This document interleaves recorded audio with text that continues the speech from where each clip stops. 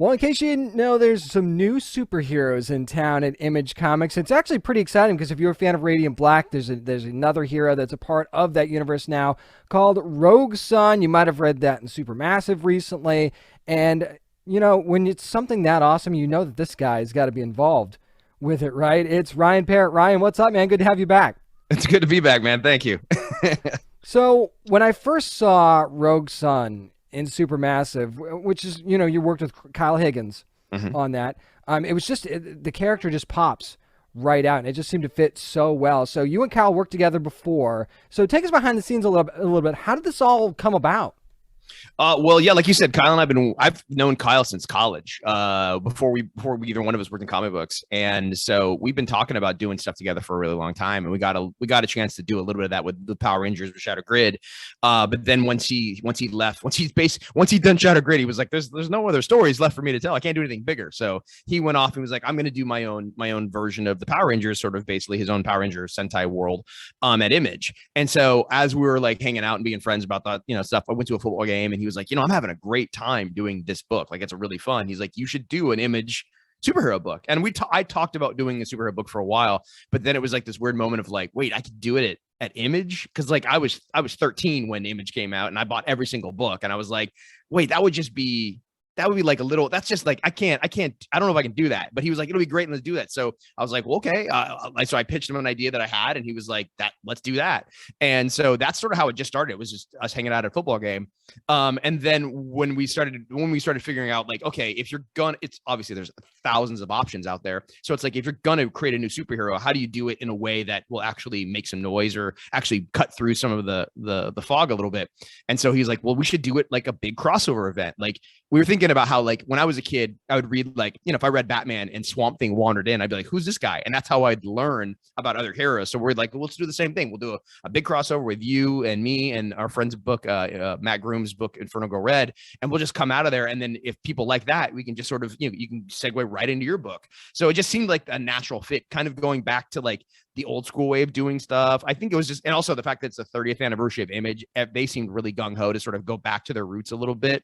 So that all the pieces sort of lined up. And I was like, I'd be crazy not to do a book. It's funny too because what you're creating, Ryan, is like 10, 15 years from now is when collectors are trying to figure out what the first appearance of Rogue Sun was. Now you're going to have them track it. It's like people trying to find the first appearance of Harley Quinn all over again, where you're going to try and track down, or Swamp Thing's a great example. Constantine being Exactly. being the first appearance. That's a perfect example. So you're just creating a hunt for collectors in like a decade or so. Yeah, we try to make their lives as hard as possible in 20 years. Yeah, that's the goal, actually. Yeah. Get your graded books now, is what he said. Actually, I want to talk about that. You touched on it here a second ago. You're creating a new superhero, and I'm sure that that's really fun. But I'm sure there's a lot of challenges with that as well. So what's the process like coming up with the costume design and the power set and stuff like that? Because like you said, you want to try and make it as original as possible.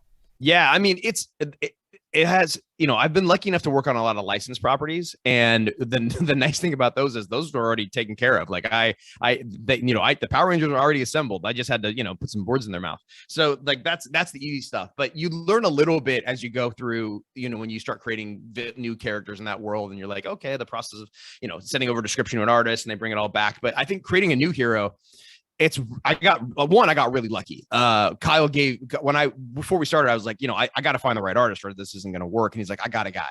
And so he literally sent me Abel's work. And I was like, this guy's, he's available. No one else has got him. Cause his stuff, I've said this before, but his stuff looks like, like Sean Murphy mixed with like Dan Mora. Oh, yes. That is a great description. Yeah, he's got that. Just the way where he puts the camera or the way he angles the panels, like it just has that vibe to it. Mhm. And so I was like, this guy's amazing, and he's so much fun to work with. I told him when we were designing the character, well, like he read the outline because I broke the first 6 issues without really knowing what the character looked like. I knew it was going to be a hero in my head, but I didn't really have it all broken down. So we were talking about it, and we did the first. I was like, hey.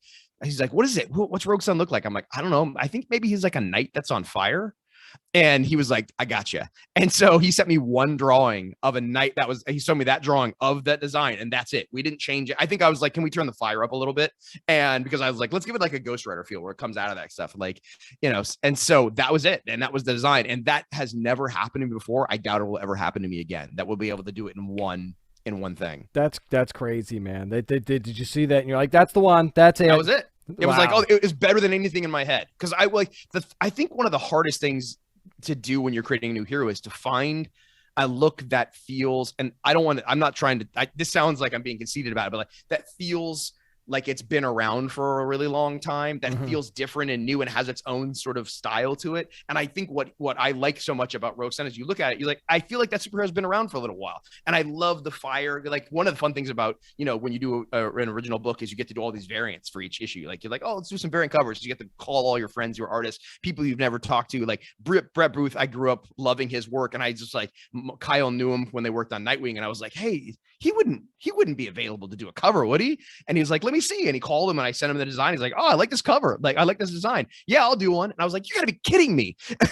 And so like, I get those people drawing and showing me their interpretation of your character. And it's like, every time you get a new one, it's just like, wow. And I feel like what's been fun, a lot of the artists have been like, I think they just really like drawing all that crazy fire. Oh yeah, no doubt. Yeah, it's like, so it's like the fact that you get an artist who wants to do it is really fun. So I feel like that's hard to do. I think that's probably, honestly, I think with as much as I think I lucked into a very, very, very cool design, which I'm very happy with. So on the flip side of that, you also have villains that you need to create as well. So how much can you tease for us about the kinds of villains that we can expect? I know that we see the word supernatural in the description of the first issue, but what kind of villains are we talking here? Well, yeah, I mean, I think the way I've been pitching it to Abel is I was like, let's go punk rock supernatural. And my idea was like, it's set in New Orleans, which already has sort of the undertones of the supernatural already there.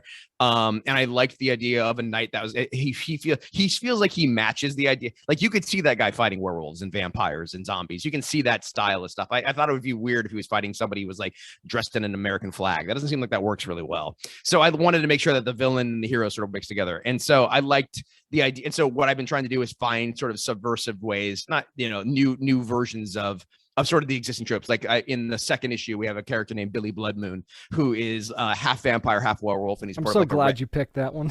It's fun, right? I love the alliteration of it. Just Billy Bloodmoon, man. It sounds like a person. It sounds dark. It sounds like you brought out your inner Stan Lee with that one. Yeah, exactly. But like he's a character, and he's fun. And the Demonica shows up later on, and she's sort of like this like half goth, sort of like suck your soul through your chest kind of stuff. Like I don't know, it's like that's fun. And my favorite thing about it is like for villains is like I have in the third issue we see like a supernatural version of Arkham Asylum, and because I love that idea that because the idea is that Rogue Sun is a legacy hero. His father was a superhero, and now Dylan's getting those powers. So there's all the villains that he's ever fought are locked away in this supernatural Arkham Asylum. He's gonna have to deal with that. So I love, because isn't the best part of every Batman comic book when he would go to Arkham and he'd walk down like a long hallway and you just see all the villains like in the thing, like every artist wanted to. And so I want to do that. And so in the third issue, you're going to see a lot of other people and the idea that my rogues gallery has already been full. It's not going to be like he's got 30 years of villains he's going to have to face off with. So I got, some big shoes to fill. So it'll be hopefully come up with a whole bunch of different new ones for that. Which is super, super cool. I don't think the title Rogue Sun is an accident. And I say that after reading the issues because it's like you could easily replace the U with an O in sun. And I really felt like metaphorically, I felt like, oh, I saw what he did there. So how much can you tell us about Dylan? Yeah, I'm not subtle there. I think at one point we actually had a logo where the U was actually like a sun that had been broken, so you could look like an O and U at the same time. See, that would have been really cool. I know, but the retailers would have killed me because they'd be like, how do you spell it, man? What's wrong with it? So we can't do that. As long as they know how to put it in the poll box, it's fine. Exactly, yeah. But yeah, so the story, the general pitch of the story is that it's about a sort of a rebellious teenager who, his father left when he was 2. He's not a particularly good kid. When you meet him, he's pushing a kid. He's got a kid trapped in a locker. But what I liked about most of these stories is the fact that most superhero stories follow the kid in the locker. And so I wanted to follow the story about the kid who put him in there. I wanted to do a Flash Thompson story. Which is a little dangerous because he's not a nice guy and people might not like him going in, but I think once you get to learn more about him and you learn about his background, you'll start to understand why he is the way he is. And so what happens is in the first issue, his father passes away and he leaves. He finds out that his dad was a superhero and he's left him his powers and the mantle. And so going forward, he actually has to sort of like in order to become a superhero, he has to learn about the guy he's spent his entire life hating. And how do you get the validation from somebody like that when they aren't there to give it to you anymore? Like how do you do that? He has to learn about that guy. And I love that story. That to me, that's where Rogue Son came from. That's why, like I said, that's where the title came from. I'm not being subtle. I don't think so, but I think maybe I'm being too clever. I don't know.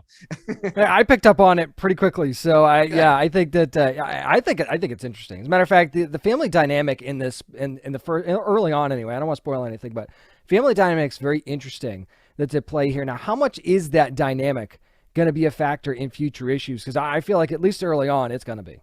That's a great question, and I'm glad I got to answer that. This is a family story. Like my parents, when I was a kid, my parents divorced when I was like 5 or 6, and both of them remarried, and both of those family members have other kids. So I have 4 or 5.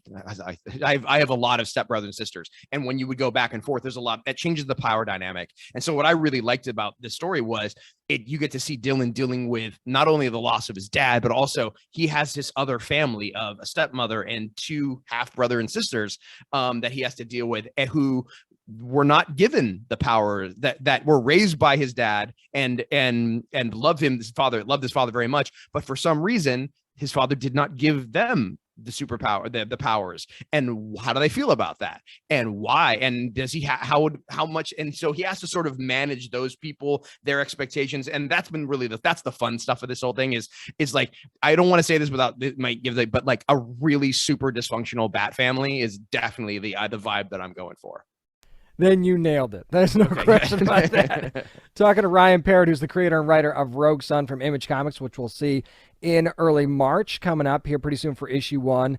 Now, you talked about New Orleans, Ryan, and I love the fact that you set this story in New Orleans. What makes that the perfect backdrop for a superhero story? One, for me, it's real personal. Like I got to go out there for 2 weeks when my wife was working on the TV show Preacher. She was a writer on that show, and yeah, I know she's way better than me.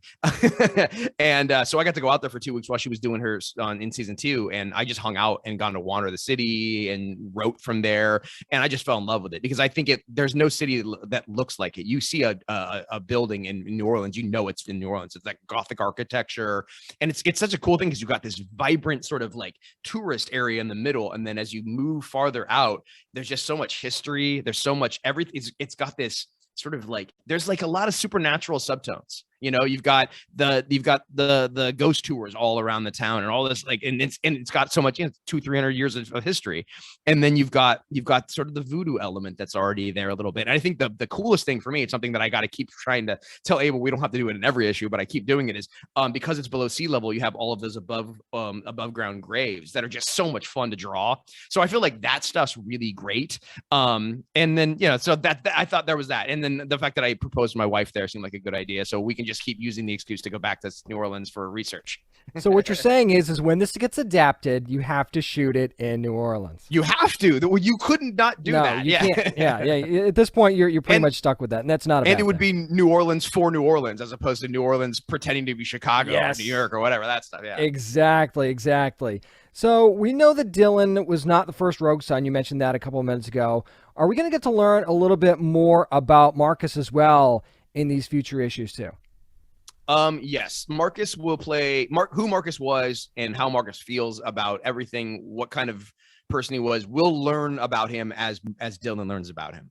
And he will play a huge part in the series. Like the one thing I can kind of spoil a little bit is in Supermassive, you're actually going to get to meet Marcus. He's the Rogue Son under the helmet in that series. So what's really fun about that is you'll get to know him and learn about him a little bit and see him in action. And then when you read Rogue Son #1, you'll get to see that transition. So you get to feel both generations, and hopefully you'll see a difference in the way that they both handle things, the way that they are, even the way that and this is something I thought was really fun, is even the way that the outfits look will be slightly different, because when you take the mantle on, it does sort of tweak the design a little bit. So, and the other thing that I thought was really fun is, this is a story about characters passing powers down from person to person. So who's to say that who passed it down to Marcus, who passed it down to the man before him? It is a knight.